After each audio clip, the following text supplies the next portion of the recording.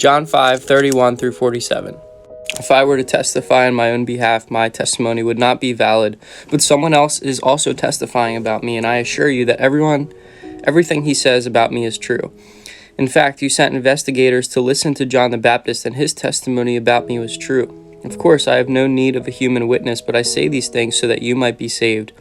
John was like a burning and shining lamp, and you were excited for a while about his message, but I have a greater witness than John, my teachings and my miracles. The Father gave me these works to accomplish, and they prove that he sent me. And the Father who sent me has testified about me himself. You have never heard his voice or seen his face, and you do not have his message in your hearts, because you do not believe me, the one he sent to you. You search the scriptures because you think that they give you eternal life, but the scriptures point to me, yet you refuse to come to me so that you might receive this life. Your approval means nothing to me because I know you don't have God's love within you. For I have come to you in my Father's name, and you have rejected me. Yet if others come in their own name, you gladly welcome them. No wonder you can't believe, for you gladly honor each other, but you don't care about the honor that comes from the one who alone is God. Yet it isn't I who will accuse you before the Father. Moses will accuse you. Yes, Moses in whom you put your hopes.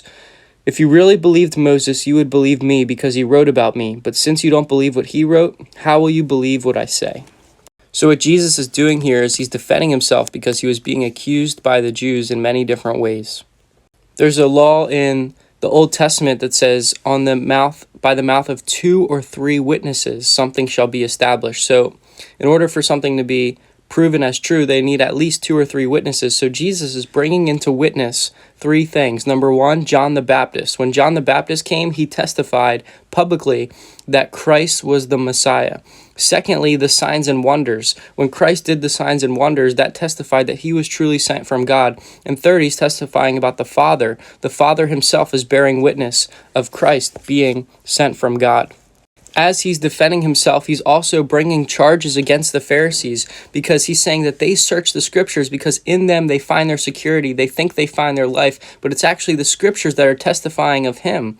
And then he says something interesting. He said, Moses will accuse you. Now, this was super shocking because a lot of the Pharisees and the Jews, they studied so much of the Torah, so much of Moses, that they really fell in love with Moses. They really loved his teachings. But Jesus says, even Moses wrote about me. And what he's referring to is Deuteronomy 18, where Moses said that there would be a prophet like Moses, which was Jesus. So Jesus is saying, you haven't even believed Moses, which was so offensive to them. And that's why they were so angry at him.